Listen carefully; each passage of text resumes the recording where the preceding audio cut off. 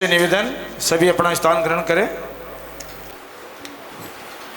अब मैं समाज की ओर से गुरुदेव के चरणों में निवेदन करता हूं कि हे गुरुदेव आप अपने मुखारविंद से हमें लाभान्वित करें। सभी बोलेंगे नमोस्तु गुरुदेव, नमोस्तु गुरुदेव, नमोस्तु गुरुदेव।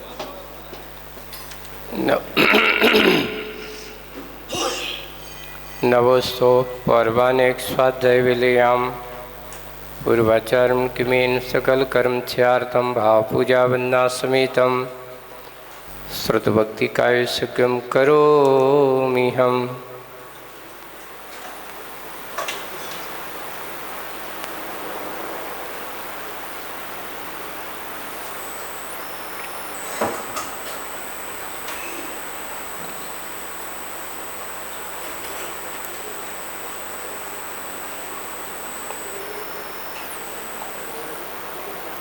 कोटिशतं दातश्चैव कोटो लक्षाणि शीतस्तदिकानि चैव पञ्चाशदष्टौ च सहस्रसङ्ख्यमेतच्छ्रुतं पञ्चपदं नमामि।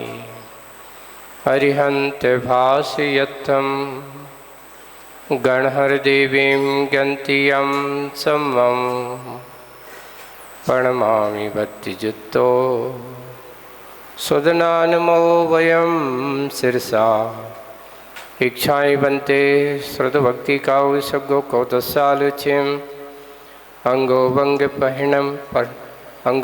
परिणम पहनमि सुत्प्रणमामि योग पगय चूलिया चेव सुत्तै तुइदम कायम चयानिच कालम अंचेमी पूजेमी बंदामी नमंसामी दुखो को कमको गोइलाओ सुगई गमनम समाहि वन्नम जिन गुण संपत्ति होय मज्जम। नवोस्तु पर्वानेक स्वाध्याय विलयाम पूर्वाचार्य के मेन सकल कर्म छार्थम भाव पूजा वंदना समेतम आचार्य भक्ति काय सुगम करोमि हम।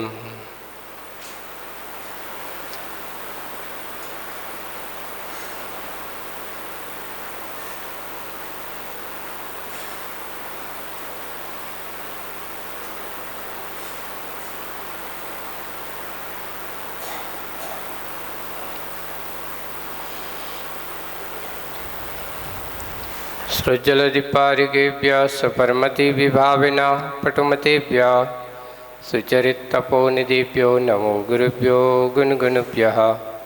छत्तीसगुणसमग्रे पंचविहाचारकरण संदर्शे शिष्यानुग्रह कुशले धम्मारियसया वंदे गुरुवत्ति संयमेन तरन्ति संसार सायरं घोरम छिन्नन्ति अट्टिकमं जम्बं वर्णं न पावयन्ति ये नित्यं व्रतमन्ते होमिनिरिता ध्यानाग्निहोत्राकुला षट्कर्मा विरतास्तपो जनधना साधुक्रिया साधुवा शीलप्रावरणा गुणप्रहरणाश्चन्द्रार्किते ज्योतिका मोक्षद्वार कपाट पाट नविटा पीनन्तु मां साधवाः गुरुवापान्तनो नित्यं ज्ञानदर्शननायकाः चारित्राणो गम्भीरा मोक्षमारुपदेशिका इच्छाएं बनते आयुर्भक्ति कौसगो कौतसालोचेम समनान समदस समचरजित्ताणं पंचवियाचानं मारुयानं आराधि सुदनानोपदेशानं वज्रयानं त्रिगुलपालनयानं सप्यसावनं चयानिचकालं पंचमी पूजेमी वंदामी नमंसामी दुखो कमको बोइलाओ सुगई गमनम समाहि वन्नम जिन गुण संपत्ति होय मज्जम। नमो अरिहंताणं नमो सिद्धाणं नमो आर्याणं नमो वज्रायाणं नमो लोये सव्यसाहूणं। बोलो शासन नायक भगवान महावीर स्वामी की। मूल नायक देवादिदेव 1008 श्री पार्श्वनाथ भगवान की जय हो। परम पूज्य आचार्य गुरुवर श्री विद्यासागर जी महाराज की जय हो। आचार्य श्री समय सागर जी महाराज की जय हो। 3 कम 9 करोड़ मुनि राजों की जय हो। बोलिए साक्षात विराजमान प्रसन्न मूर्ति मुनिवर श्री अजित सागर जी महाराज की जय। नमोस्तु नमोस्तु नमोस्तु गुरु। पुनः 3-4 दिन के अंतराल के बाद पुनः अपनी तीर्थंकर कथा का प्रसंग प्रारंभ होता है। त्रिदिवसीय विद्या गुरु उपकार महोत्सव अपन ने अभी मनाया और मनाने के बाद गुरु आराधना का कार्य किया गया। उसके बाद आज पुनः अपन अपनी तीर्थंकर कथा, आज 8 तारीख है और 8वें तीर्थंकर का भी प्रसंग है। ऐसे अष्टम तीर्थंकर भगवंत का, उनके व्यक्तित्व का, उनके चरित्र को हम सब सुनेंगे। सबसे पहले उनकी स्तुति के रूप में जो लिखा गया है उसको अपन पढ़ते हैं। सत्प्रातिहार्यातिशया प्रपन्नो गुण प्रवीणो हत दोष संगः यो लोक मोहान्धतमः प्रतीपा चंद प्रभम तम प्रणमामि भावात्। ऐसे उन चंद प्रभु भगवान को भावों के साथ, भक्ति के साथ नमस्कार करता हूँ। उनके चरणों में बारंबार नमस्कार करता हूँ। जो इस छंद के भाव हैं उनको पद्यानुवाद में किया है, उसको पढ़ते हैं अपन। सुंदर प्रातिहार्य से शोभित महान अतिशय वाले हो, गुण प्रवीण हो करके प्रभुवर दोष नसाने वाले हो। जीवों के मोहांधकार क्षय करने वाले दीपक हो, भक्ति भाव से नमते हैं हम चंद प्रभु श्री चरणों को। ऐसे चंद प्रभु भगवान के श्री चरणों को बारंबार नमोस्तु करते हैं। जो कैसे हैं तो इसके अर्थ को अपन समझते हैं। यहाँ जो सत प्रातिहार्य, सत्य यानी यहाँ पर सुंदर प्रातिहार्य। सत का अर्थ अच्छे होता है, सत का अर्थ सुंदर भी होता है ना। तो ऐसे सुंदर प्रातिहार्य रूप, अच्छे कितने होते हैं प्रातिहार्य अपने? 8 प्रातिहार्य हैं। तो ऐसे 8 प्रातिहार्य जिनके सुंदर स्वरूप का वर्णन यहाँ किया गया है, और उनके वर्णन करते हुए यहाँ ये कहा जा रहा है कि सुंदर प्रातिहार्य रूपी अतिशय को प्रपन्नो प्राप्त। और कैसे हैं वे? हुए हैं गुण प्रवीणा, गुणों में जो प्रवीण हैं, ऐसे प्रवीण हैं जिनके बारे में कहा जाता है कि कथन करने में जो इनके ऐसी गुण हैं कि हर समय, हर प्राणी के हिसाब से, हर माहौल के अनुसार अपने आप को समझने वाले, समझाने वाले, ऐसे उनमें सब में प्रवीण हैं। गुणों में जो प्रवीण हैं, हत दोष संगा, जो समस्त दोषों के नाशक हैं और दोषों से रहित स्वयं हैं, जिन्होंने, इसके हद का अर्थ दो अर्थ हो सकते हैं, जिन्होंने अपने दोषों को नाश किया, पहला कथन, और जिनका जीवन ऐसा है जो दूसरों के दोषों को नाश करने के कारण है, ऐसे हत दोषों के समूह को नाशक हैं। और कैसे? लोक मोहांध तमा, लोक का अर्थ क्या है? लौकिक संसारी जीवों के बाहर के अंधकार को नहीं, लोकाहा, लोका करते हैं यहाँ पे जीवों के मोह तमाहा, मोह रूपी अज्ञान यानी तम यानी अंधकार को नाश करने के लिए, मोह रूपी अंधकार को नाश करने के लिए प्रदीपाहा, आप कैसे हो? प्रदीप के समान है, दीपक के समान हो। ऐसे परम दीप के समान कौन है? तम चंद प्रभम, तम भी चंद प्रभ भगवान, चंद्र प्रभ जनेन्द्र भगवान प्रणमामि हम। मैं उनको क्या करता हूँ? नमस्कार करता हूँ, बारंबार उनके चरणों में नमोस्तु करता हूँ। ऐसे सुंदर जो 8 प्रातिहार्यों से अतिशय को प्राप्त हुए, जो गुणों में प्रवीण है, 18 दोषों से रहित है और जीवों के अनेक प्रकार के दोषों को नाश करने वाले हैं, जीवों के मोह रूपी अंधकार को दूर करने के लिए दीपक के समान है, ऐसे उन चंद्र प्रभु जनेन्द्र को मैं भाव के साथ, भक्ति के साथ बारंबार नमस्कार करता हूँ। संसार में सबसे बड़ा कोई अंधकार अगर है तो उसको लेके हमारे लिए कहा है, इस संसारी आत्माओं को सबसे बड़ा कोई अंधकार है तो वो है मोहांधकार।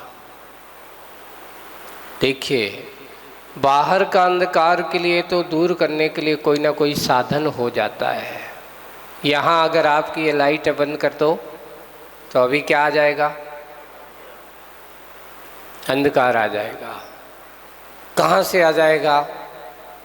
प्रकाश का अभाव होता है, अंधकार का सद्भाव कहीं ऐसा नहीं कि लोग होकर कहते महाराज जी ये बताओ यहाँ अंधकार किसने भेजा, तो ये बताओ आपने प्रकाश को कहाँ से लाए। जैसे ही प्रकाश का अभाव हुआ अंधकार का सद्भाव हो गया, वैसे ही अपनी बुद्धि में, इस संसारी आत्मा की बुद्धि में भी वही दशा है कि जब इसके अंदर की विचार मोह रूपी परिणति से हो जाती है या कहो मोह रूपी परिणामों से ग्रसित हो जाती है, तो उस समय इसकी बुद्धि मोह परिणामों के साथ ग्रसित होने के कारण से यह है मोही जीव, इसको सबसे बड़ा अंधकार कहा। इसको कुछ भी दिखाई नहीं देता। इन आँखों से दिखने वाला सही दिख रहा हो कोई जरूरी नहीं है, ये मत सोचो। चर्म चक्षुओं के अगर कहना चाहिए इसके अंदर जो रोकी मोह रूपी जो पर्दा लगा हुआ है, सामने शाश्वत स्वरूप हो कर के भी आदमी उस स्वरूप को सही स्वीकार नहीं कर पाता। उसके अंदर वही प्रणतियाँ होती हैं, वही भाव बने जाते हैं, कई रागात्मक कई देशात्मक। इसलिए सबसे ज़्यादा अगर कोई अंधकार हमारे बीच में है तो वो है मोह रूपी अंधकार। इसलिए कहा संसार में मोह महामद पियो अनादि। इसको महामद की भी संज्ञा दी है मोह को तम की संज्ञा भी दी है, अज्ञान तमहा। अज्ञान रूपी तम भी कहा। जहाँ इसके ज्ञान की परिणति में राग द्वेषात्मक परिणति हो जाए, इसी का नाम अज्ञान भाव है, उसी को नाम अंधकार है। दीप जलता है, प्रकाश देता है, दीप का अंत होता है तो अंधकार का सद्भाव होता है। आत्मा के लिए सही ज्ञान स्वरूपता अगर है तो वो है उसका अपना सम्यक ज्ञान। अपने यहाँ आगम में लिखा है, आत्मा का स्वभाव क्या है? जानना और देखना। राग द्वेष करना आत्मा का स्वभाव नहीं, ये विभाव है। मोह करना यानी स्वभाव से जिस समय आत्मा विमुख होती है उसी समय इसके अंदर विभाव भाव परिणति हो जाते। सोचना, चिंतन करना, आज तक हमारे संसार का अंत क्यों नहीं हुआ? आज तक मैंने अपने संसार का अंत क्यों नहीं कर पाया? उसका कारण यही है कि भगवान मैंने आज तक अपने आप के मोह रूपी अंधकार को दूर नहीं किया। मैंने अपने अंदर के अज्ञान भाव को आज तक दूर नहीं किया। एक बार मेरा एक पूर्ण रूप से ये अज्ञान दूर हो जाता, मुझे ऐसा सम्यक ज्ञान प्राप्त हो जाता तो इस संसार की परिभ्रमणा का अंत भी हमारा हो जाता।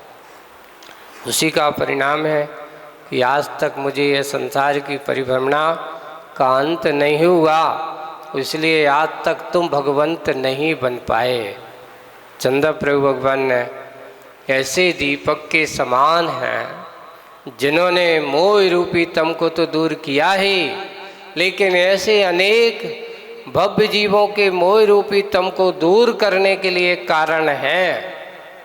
उनके व्यक्तित्व को देख करके, उनके उस स्वरूपता को देख करके, चंद्र प्रभु भगवान के उस व्यक्तित्व को हम सब लोग ऐसे ही नमस्कार करते हैं। भगवान आपके नाम लेने से ही मेरे अनेकों काम हो जाते हैं। यहाँ आचार्य गुणभद्र महाराज ने भक्ति करते उत्तर पुराण में बहुत अच्छा उनके जैसे ही व्यक्तित्व को शुरुआत किया है। इसमें उनके पूरे 8-7 शुरू के पूरे 7-8 भवों का वर्णन किया गया है, लेकिन आज अपन सीधे सीधे तो कहा जो स्वयं शुद्ध है। मंगलाचरण करते हुए गुणभद्र महाराज लिखते हैं जो कैसे हैं? जो स्वयं शुद्ध हैं, जिन्होंने अपनी प्रभा के द्वारा समस्त सभा को एक वर्णमय बना करके रख दिया। उनकी प्रभा कैसी है? बिल्कुल अपनी प्रभा के द्वारा, ये शब्द दिया है, अपनी प्रभा शुद्ध निर्मल कांतिमय है, और उस प्रभा के द्वारा सारी सभा को, जितने भी उनकी सभा में बैठे हैं उन सब के वर्णमय, अपने वर्णमय जिन्होंने बना लिया, शुद्ध कर दिया। ऐसे चंद्र प्रभु स्वामी हम सब की क्या करें? शुद्धि के लिए हो हैं। शरीर की प्रभा के समान जिनकी वाणी भी हर्षित करने वाली है तथा पदार्थ को प्रकाशित करने वाली थी, और जो आकाश में देव रूप ताराओं से घिरे रहते थे। कौन से? यहाँ तारों की किसकी उपमा दी उन्होंने? देव। यहाँ पर देव रूपी ताराओं से, जैसे वर्तमान में कि चंद्रमा है ना, तो ये ताराओं से घिरे रहता है तो उसका सुंदर रूप लगता है। ऐसे ही आप देव रूपी ताराओं से घिरे रहते थे। ऐसे चंद्र प्रभु स्वामी को नमस्कार करता हूँ। और तीसरा मंगलाचरण और करते हुए लिखते हैं कि जिनका नाम लेना भी जीवों के समस्त पाप को नष्ट करने वाला है। जिनका नाम मात्र लेने से अनेक जीवों के पापों को नष्ट कर देता है, पर सुना हुआ उनका पवित्र चारित्र क्यों नहीं हमारे पापों को नष्ट करेगा? अवश्य करेगा। ऐसे उन चंद्रप्रभु भगवान के चरित्र को हम अगर अच्छे भक्ति भाव के साथ सुनते हैं, उनकी आराधना करते हैं, तो हमारा चरित्र, उनका चरित्र हमारे लिए क्या करेगा? अनेक प्रकार के पापों को नष्ट कर ही देगा। इसलिए ऐसे चंद्रप्रभु भगवान के एक नहीं, दो नहीं, अनेक भवों का वर्णन करते हुए तो यहाँ सबसे अच्छा एक और देखिए, भगवान की उस जिनेंद्र वाणी को, जिनेंद्र भगवान के उस स्वरूप को, यानी ऐसे महापुरुषों की कथा को कहने से, सुनने से एक बहुत अच्छी नीति वाक्य यहाँ पर गुणभद्र महाराज ने लिखा है। उन्होंने कहा, धर्म, अर्थ, काम और मोक्ष पुरुषार्थ का उपदेश देने वाले। कितने पुरुषार्थ का? 4 पुरुषार्थ है ये, धर्म, अर्थ, काम और मोक्ष है। ये 4 पुरुषार्थों का उपदेश देने वाले भगवान आदिनाथ देव के प्राण को जीव कहती है, कान सुनते हैं। देखिए, जीव क्या कहती है? कहती है। कान क्या होते हैं? सुनते हैं। और मन क्या करता है? सोचता है। आप लोगों के तीनों का संयोग बनता है, और संयोग बनता है तभी उसका फल दिखाई तो ये मिलता है। जहाँ कानों से, जैसे किसी ने बोला, आपने कानों से सुना, और सुन करके फिर उसमें मन में क्या किया? विचार किया, सोचते हैं, सोचता है। वही जीव है, वही कान है और वही मन है, अन्य नहीं। जो भगवान की वाणी सुनता है और अपनी जिह्वा से भगवान की वाणी को ही बोलता है और अपने मन में भगवान की वाणी का ही चिंतन करता है, समझ लेना वही जिह्वा सार्थक है, जो भगवान के नाम, उनके गुण कीर्तन के लिए उपयोग होती है। कवियों ने लिखा है, हरि नाम बजो हरि रसना, तो अंत समय में हिली की ना हिली। सार्थक है ये जिह्वा की, सार्थक ऐसी है कि अगर तूने भगवान के नाम के उच्चारण करने में जिह्वा का सही उपयोग कर लिया, मात्र रसना इंद्री के स्वाद के लिए ये जिह्वा नहीं है, इंद्रियों के पोषण के लिए। अभी अपन जब भी कोई होता है तो कैसा, जैसे ही दूसरी इंद्री का नाम आता है तो सबसे पहले कहते रसना इंद्री। इसका नाम क्या है? रसना इंद्री। आचार्य ने इसकी भूख माटी आप पढ़ना। रसना का ओरी रसना, हरी रसना, तेरे जीवन में रस ना, तेरे जीवन में रस ना।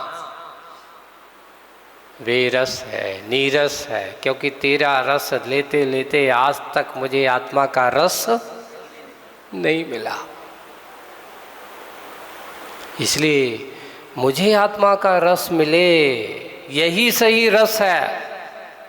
आप सोचते हो कि इस रसना इंद्री से मात्र हमने ये सांसारिक रस को कर लिया तो मैं सार्थक हो गया। सोचो, एक रसना इंद्री के वशीभूत होकर के एक 6 खंडाधिपति कहाँ चला गया? नरक चला गया। किसके कारण है? कौन से? तो अपने यहाँ एक चक्रवर्ती है, शुभम है ना, शुभम चक्रवर्ती की कथा सुननी होगी आप लोग। बदले के भाव से ये सब किया गया कि एक रसना इंद्री ने थोड़ी सी गलती क्या हो गई, उनकी रसना इंद्री को कष्ट पहुंच गया। चक्रवर्ती की रसोइयों में एक दिन का अलग अलग पूरे कहते 365 रसोइया होते हैं। अकेला चक्रवर्ती का भोजन बनाने वाला, ऐसा नहीं कि पूरे परिवार का भोजन बनाने वाला। एक के आदमी को एक रसोइया ही पूरा का पूरा भोजन तैयार करता है। हुआ एक दिन वो रसोइया जो जिसकी ड्यूटी होगी, उसने बहुत अच्छी खीर बनाई, पर उसने ये ध्यान नहीं दिया कि भाई खीर ज़्यादा गर्म है, और चक्रवर्ती ने जैसे ही लिया और मुंह में डाली तो उनकी रसना क्या हो गई। आपको गरम गरम जिस रसना से आपको अच्छा रस मिलता है, अगर ये उसी रसना को ज़्यादा गरम गरम खिला दो तो वह रसना भी आपके रस को बेरस कर देगी। और जैसे ही उन्होंने उसको सेवन किया, चक्रवर्ती के मन में गुस्सा आया, इतना क्रोध आ गया कि जिस रसोइये की ड्यूटी लगी थी उसने जाकर के जो रसोइये ने खीर बनाई थी, और खीर का वो जो हंडा है जो जिसमें अब बनाया चक्रवर्ती के यहाँ, छोटा मोटा अब एक कौ के लिए थोड़ी बनाया जाएगा, पटरानी भी होगी और भी होंगे, और तो वहाँ तो इतने सारे उन्होंने बनाया होगा। तो गुस्से में चक्रवर्ती आया क्योंकि उसकी रसना क्या हो गई, जल गई है। ये रसना इंद्री का, अगर वही अच्छी खीर होती तो बड़े चटकारे लेके खा जाता, बड़े आनंद के साथ खाता, लेकिन आज उसकी रसना जल गई, उसके दुख का आनंद दुख का कारण बन गई। उसने वो खीर ली गरम गरम और रसोइयों के ऊपर डाल दी, जल गया। तड़प तड़प के वो मर गया। जाकर के वो विंतर बन गया। मर कर के क्या बन गया, विंतर बन गया। उसने भी सोचा कि मुझे यहाँ से तड़पा तड़पा के मात्र थोड़ी सी जिह्वा क्या जल गई, मेरा पूरा जीवन जला दिया। देखिए, ये कहलाते हैं कभी कभार छत्री जब अपना आपा खो देता है, विवेक ज्ञान रहित हो जाता है। गलती चाहे तो अगर इसमें कहें रसोइया की गलती थी कि खाने वाले की गलती थी, देख लेते भाई। लेकिन होता क्या है, आदमी की विशेषता यही है कि अगर उसको कष्ट पहुंचता है तो ये नहीं सोचता कि मेरे कर्म का उदय था, ऐसा हुआ, ये चिंतन नहीं करता। वो क्या करता, इसने ऐसा किया इसलिए मेरे साथ ऐसा हुआ। चक्रवर्ती ने उस सारा का सारा दोष किसके ऊपर डाल दिया, अगर तूने खीर बनाई है, तूने मुझे मुख जलाया है, अगर उस समय थोड़ा सा विवेक ज्ञान होता, विवेक ज्ञान की परिणति होती, तो उसके अंदर ऐसे भाव नहीं होते, उसको मारने का अभाव नहीं होता। पर उसने क्या कर दिया, ओहो, एक जीते जागते संगी पंचेंद्री जीव, उसको भी नहीं सोचा कि ये भी मेरे जैसा ही व्यक्ति है। यही है, क्रोध में जब आदमी अंधा होता है तो सामने वाले के अस्तित्व को भूल जाता है, उसको अपने जैसा नहीं समझता। अज्ञानता जब सर पे हावी होती है तो ऐसे ही होती है। और वही हुआ कि उसने अज्ञानता के वशीभूत होकर के चक्रवर्ती जैसा वैभव शेखंडाधिपति इतने निम्न स्तर पर चला गया, थोड़ा सा कष्ट क्या पहुंच गया, उसने जाकर के उस कष्ट का बदला उस व्यंतर देव के लिए और उसने भी अब व्यंतर बन गया। और जैसे ही व्यंतर बना, वो बनते ही उसको अबज ज्ञान तो उसको जन्म से होता है, क्यों आया हूँ मैं यहाँ। और जैसे वो हो मेरे साथ ये किया, इतना शक्ति संपन्न होकर के चक्रवर्ती है, पर उसने भी अब कहा कि मैं अपने मरण का बदला लूंगा। एक रसना इंद्री की शुरुआत यहाँ से होती है। उसकी कहा, अब वो रसना इंद्री के वशीभूत रहा। एक दिन उसने, व्यंतर ने ऐसा एक आम फल तैयार किया, चाहे माया से तैयार किया हो, कैसी भी, देवों के पास सब कुछ शक्तियां हैं, सब कुछ सामर्थ्य होता है।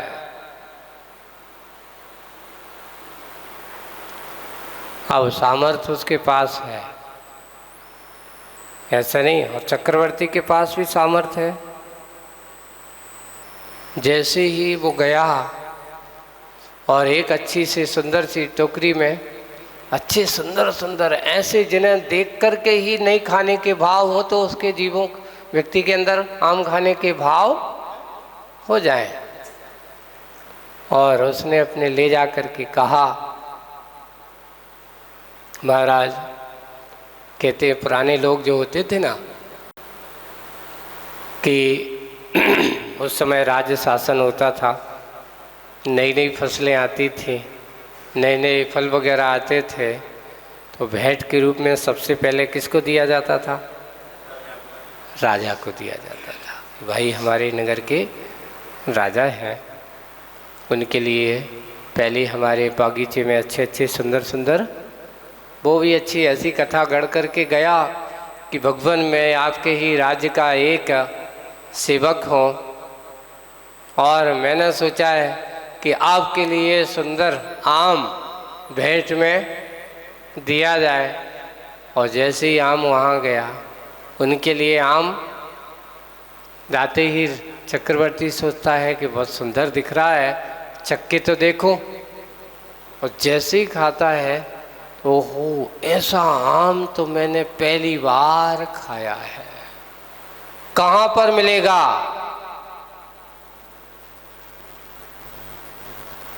ये आम कहाँ पर है? बोले महाराज, समुद्र के उस पार मेरा छोटा सा गांव है, वहाँ से मैं आपको भेंट के लिए अपनी नाव में बैठ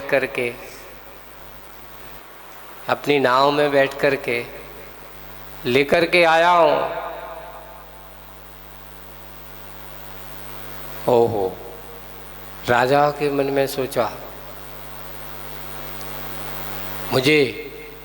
मेरे राज्य में ऐसे फल हैं? हाँ, आपके ही राज्य में है। कहाँ पर है? आपकी बस समुद्र के पार चल रहा है। चलो, अगर सही विवेक जागता, जाओ, सेवक को भी एक सस्ता था, और लेकर के आओ। लेकिन जब इंद्रियां सिर पर सवार होती हैं तो आदमी को कुछ समझ में नहीं आता। उस समय की उसकी बुद्धि भी कैसी हो जाती है? वैसी ही हो जाती है, अज्ञानमय उसकी बुद्धि भी हो जाती है। चक्रवर्ती के पास क्या कमी है? 6 खंड है, राजा महाराजा हैं, इतने सब कुछ हैं, आदेश देता। तो उन्होंने कहा कि चलो कहाँ मिलेगा? राजन, अगर आपको ऐसे फल और चखना है तो आपको मेरे साथ चलना होगा। उसकी बातों के माया जाल में फंस गया। बोले कि चलो, मुझे तो वहीं जाकर के देखना है, और क्या करना है? पर उसने भी कह दिया, राजन देखिए, हमारा छोटा सा गांव है, वहाँ आपके साथ तुम कहो, आप तो चक्रवर्ती हो, आपको किस चीज़ का ऐसा सामर्थ्यवान हो, लेकिन आपके साथ और कोई दूसरा मायाचारी हमारे वहाँ, तो आपको अकेले चलना होगा। जब उसने ये कहा तो उसी समय समझ जाते, अच्छा चलो। और फंस गए। कौन? चक्रवर्ती। रसना इंद्री के वशीभूत। इतना है कहने को तो एक छोटी सी इंद्री है, पर ये जिह्वा अगर अच्छे कार्य में लग जाए तो तेरा उद्धार करा सकती है, और जिह्वा अगर थोड़ी सी भी अपशब्द करा दे तो सत्यानाश भी करा सकती है। चाहे तो तुझे पिटने से बचा भी सकती है और पिटने से आपको बिल्कुल बिना मतलब के अगर तुम कुछ बोल दो तो बिना मतलब के तुम्हारी पिटाई भी हो जाती है। हाँ, तो उन्होंने कहा अच्छा ऐसा है, और चक्रवर्ती उस भ्रंतर के जाल में फंस गया और ले जा करके समुद्र में नाव ले गया। लेते लेते जा कर के 20 समुद्र में पहुंच गया। उसने अपनी माया से क्या किया? तूफान तैयार कर दिया। उसके पास सब कुछ सामर्थ्य है, नाव डोल रही है, क्या किया जाए बताओ, बचाओ। चक्रवर्ती अब कहता है भाई अब यहाँ चक्र रत्न भी नहीं है मेरे पास कि भाई उनका प्रयोग कर सकूं, क्योंकि उनकी भी अपनी सीमा होती होगी, उनकी भी एक अपनी मर्यादा भी होती होगी। चाहते तो उसके पास सब कुछ सामर्थ्य है चक्रवर्ती के पास। इससे बड़े बड़े तूफान भी, एक चर्म रत्न होता है उनके पास,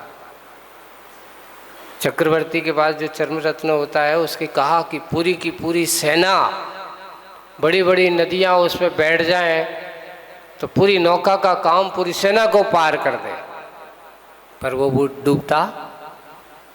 बारिश अगर हो जाए इतनी तो ऊपर से छाते का बना दिया जाए, पूरी बारिश पूरी की सेना उस पर नीचे रह जाए तो उनको बूंद भी ना लगे, सबकी सुरक्षा भी कर दे, ऐसा भी काम कर। लेकिन इस समय जब बुद्धि आदमी की भ्रष्ट होती है, इंद्रियों के वशीभूत होती, कुछ भी समझ में नहीं आता। एक बार एक कथा पढ़ी, बहुत अच्छी कथा में एक और कथा होती है कि बंदर देखो उसी पेड़ पर उछल कूद करता है ना। उछल कूद करते एक दिन क्या हुआ, जंगल का सिंह उस पेड़ के वहां आया और धूप में वहीं उस पेड़ के नीचे आकर के, जहां बंदर ऊपर बैठा है, उसकी छाया जिस डाल पर बैठी तो उसकी छाया नीचे पड़ रही है। बंदर ने देखा कि सिंह आ गया और सिंह ने क्या किया, उसकी छाया पे हाथ से क्या करने लगा, वो सोचता है कि मुझे पकड़ लिया। सोचो, उछल कूद करने वाला वह बंदर उछल कूद भूल गया और सिंह के डर के उसने सोचा पकड़ लिया और उसके हाथ छूटे और जाकर के नीचे गिर गया, मर गया उसका शिकार। सोचो, ऐसे ज्ञानी जीव भी अपने अंदर जब सामने वाली विपरीतता दिखती है तो वो सब कुछ भूल जाते हैं।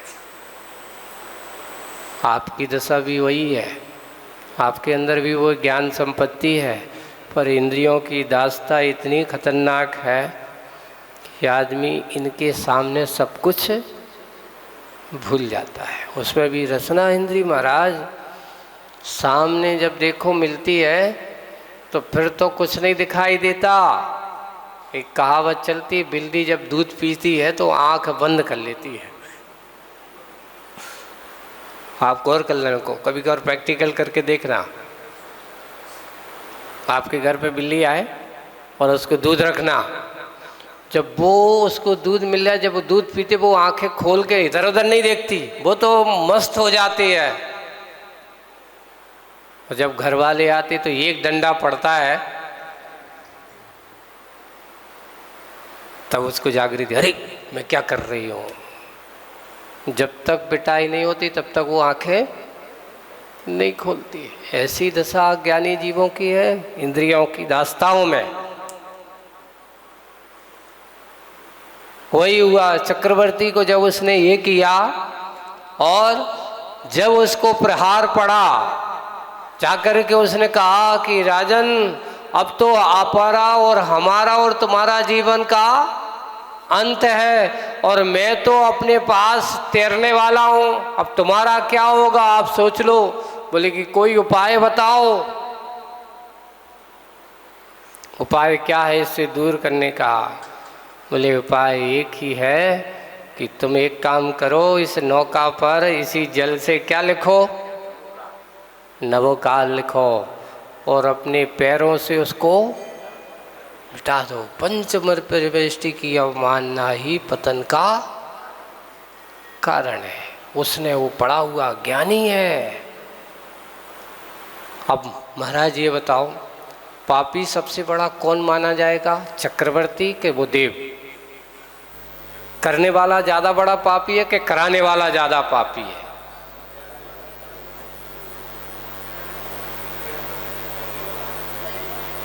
कौन होगा? तो सबसे पहले कृत्य जो होता है, पहले पाप करने वाला सबसे बड़ा पापी माना जाता है। और दूसरा व्यक्ति कि जिसने प्रलोभन कराया है वो भी उसने पाप का बंध तो उसने भी किया होगा, ऐसा नहीं कि नहीं किया होगा, क्योंकि उसको तो बदला लेना था, क्योंकि वो बदले के भाव से ये करा रहा था। और जहाँ बदले का भाव होगा वहाँ कसा नहीं होगी, ऐसा संभव है ही नहीं। जहाँ बदले का भाव है वहाँ नियम से कसाय भाव होगा। और उस देवव्यंतर ने क्या किया, बदले के भाव से शुभोम चक्रवर्ती को कहा नवोकार मंत्र लिखो और तुम अपना जीवन चाहते तो इसको क्या कर दो, मिटाओ। और उस समय वो अपनी जान बचाने के चक्कर में वो ये नहीं सोचा अरे भैया विवेक हो, ज्ञान होता, ऐसा पंच परमेष्टि की अवमान करूंगा और उससे मेरी जीवन बचेगा, ऐसा संभव है? क्योंकि उसके अंदर उनको मारना संभव नहीं है।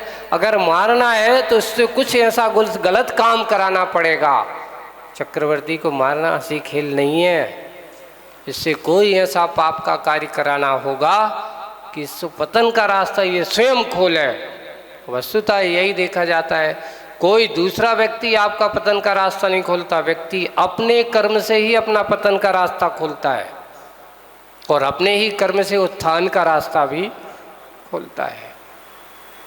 कोई तुम्हें मार नहीं सकता, तुम्हारा कर्म ही तुम्हें मारने वाला है, तुम्हारा कर्म ही तुम्हें रक्षा करने वाला है। उस दृष्टि को रखते हुए उन्होंने जब ये सोचा और सोच करके विचार किया और विचार करते हुए जब ये भाव आए और उसने जब ऐसा किया और करते ही उसके भूल गया और उसने किया, उसी समय वो नौका क्या हो गई, उनको डूब गई। चक्रवर्ती भी उसी समुद्र में समा गया और जाकर के कहाँ पहुँच गया, पाताल का कामी बन गया, नगर नरक की ओर यात्रा कर गया। किसके कारण से? मात्र रसना के वशीभूत। इसलिए यहाँ जो लिखा है भगवान कि जिस जिह्वा से आप अगर चाहो तो नरक का रास्ता भी खोल सकते हो, उसी जिह्वा से आप स्वर्ग का रास्ता भी खोल सकते हो। कौन सा रास्ता चाहिए? नरक जाना है कि स्वर्ग जाना है? नहीं महाराज, अपनी रसना इंद्री को अच्छा पोषण करना है। क्यों? क्योंकि 4 गतियां हैं। 4 गतियों में देखो, नरक गति में तो भूख खूब लगती है पर वहाँ पर मिलता कुछ भी, खाने पीने का कुछ भी नहीं है।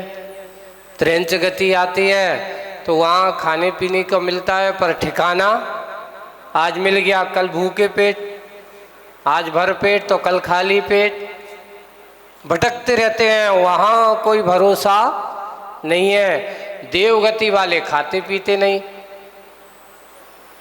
अगर कोई एक सागर की है तो 1000 वर्ष बाद अमृत पान किया और उनका अब रही कौन सी गति।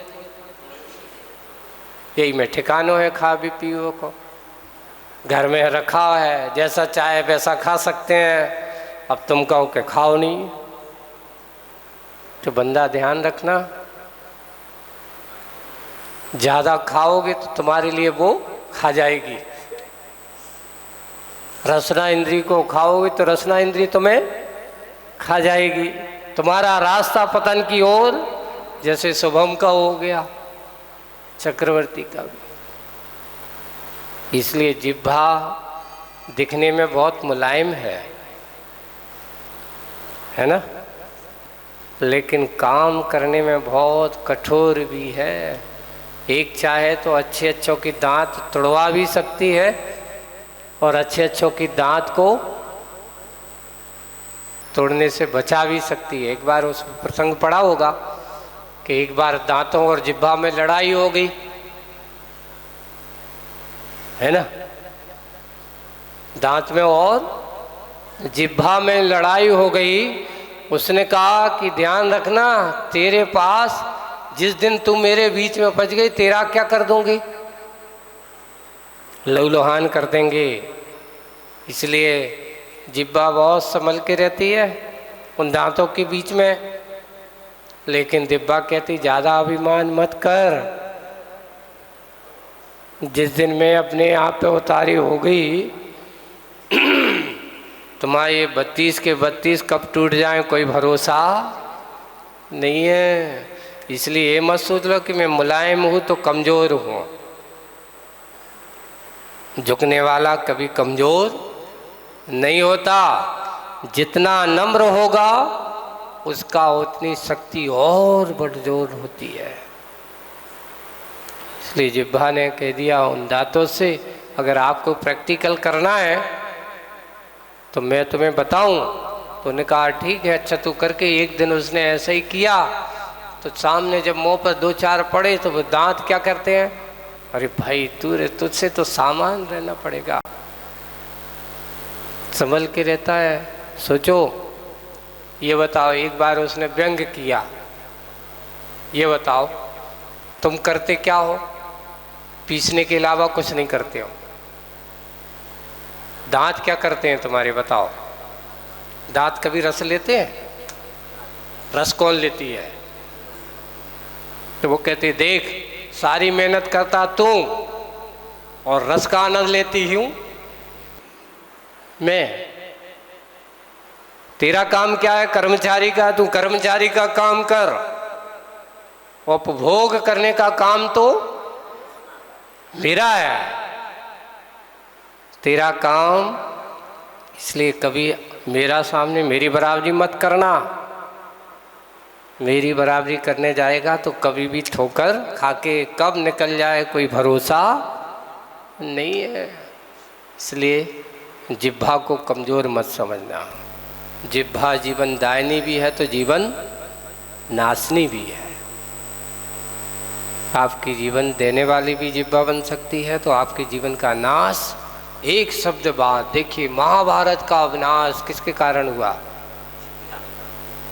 एक जिह्वा इंद्री को कंट्रोल नहीं किया।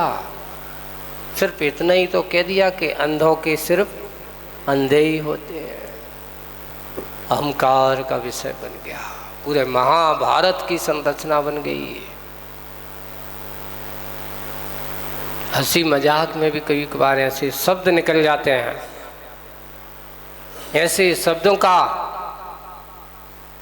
पोपंडा खड़ा कर दिया जाता है जिसके कारण से अनेक प्रकार की विसंगतियां, अनेक प्रकार के विवाद हो जाते हैं।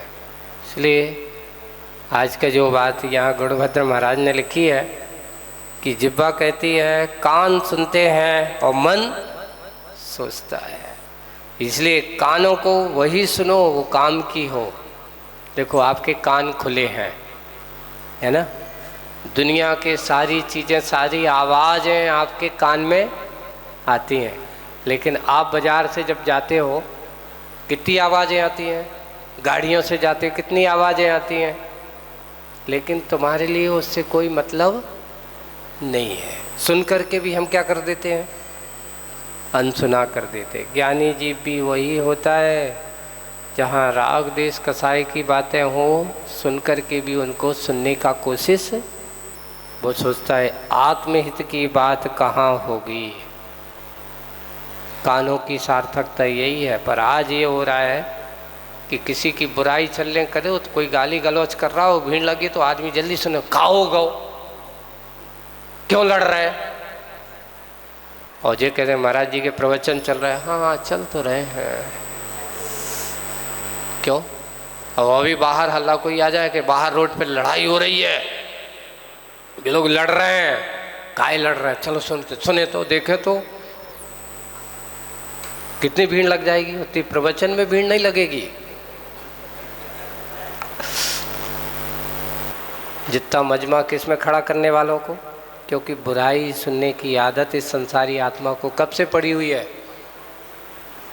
अनादिकाल से। उसी का परिणाम है कि इसका संसार का अंत नहीं हुआ। एक बार अच्छाई सुनने की आदत अगर तुम्हारे जीवन में आ गई होती, जिनवाणी को इन कानों से सुनने की आदत आ गई होती, तो तुम्हारे जीवन की परिभ्रमणा मिट गई होती। इसलिए अच्छाई कान को यहाँ सार्थक, इन तीनों चीज़ों को, मन किसके बारे में ज़्यादा सोचा करता है, किसकी चिंता करता है, अपनी कि दूसरों की। हम अपने मन को किस में लगाते हैं। तो आपने यहाँ परमानंद स्तोत्र में लिखा है ज्ञानी जी को, मन से विचार, चिंता, चिंतन करना किसका, तो उन्होंने लिखा उत्तमम आत्मचिंता साथ। उत्तम चिंता क्या है, आत्मा की करो। देह चिंता से मध्यमा, उसके बाद अगर चिंता करो तो किसकी, अपना शरीर ठीक ठाक रहे, कोई ज़्यादा बीमार ना हो, तो देह चिंता से मध्यमा। तीसरा कहा अधमा काम चिंता साथ। अधम काम की चिंता, विषय भोगों की चिंता, ये करना है, वो करना है, ये करना है, अधम कहा, अधमा काम चिंता साथ। और पर चिंता धमाधमा, अधम से भी महाअधम क्या है, दूसरों की चिंता करना। हो आज कहाँ से शुरुआत होती, अपनी से होती कि दूसरों से। हम किसकी चिंता में लगे हैं, अपनी चिंता इस संत आत्मा को नहीं है। अब बेटी को ऐसा करना है, बेटी को ऐसा करना है, बेटी को दुकान खोलना है, बेटी को पढ़ाना है, बेटी की विवाह करना है, बेटी को ऐसा करना है, इस प्रकार की ये करना है, ये करना है, पर किसको करना है, दूसरों के करना। अपने लिए क्या करना है, महाराज दूसरों के करते करते जीवन बीत जाता है। जब अंतिम समय बुढ़ापा आता है, जिनको मैंने किया वे सब छोड़ छाड़ करके चले गए। अब सोचता है कि काश अगर मैंने अपने लिए किया होता तो आज मेरी ये दशा नहीं होती। इसलिए कहा अधमा पर चिंता से धमा धमा। अधम से भी अगर कोई महाअधम कोई कार्य है तो पर की चिंता करना है। चलते हैं चंदा प्रभु भगवान के इस चरित्र को आज अपन प्रारंभ किया है। चंदा प्रभु भगवान के कथन को करते हुए मंगलाचरण में जब इतना सार भरा पड़ा हुआ है, ऐसे चंदा प्रभु भगवान के उस चरित्र की बात अपन करेंगे। तो आगे की बात, आज अपना समय पूरा हो गया, आगे की बात अपन बाद में करेंगे। आज बस इतना ही। बोलिए परम पूज्य आचार्य गुरुवर श्री विद्यासागर जी महाराज। बोले परम पूज्य मुनि श्री अजीत सागर जी महाराज।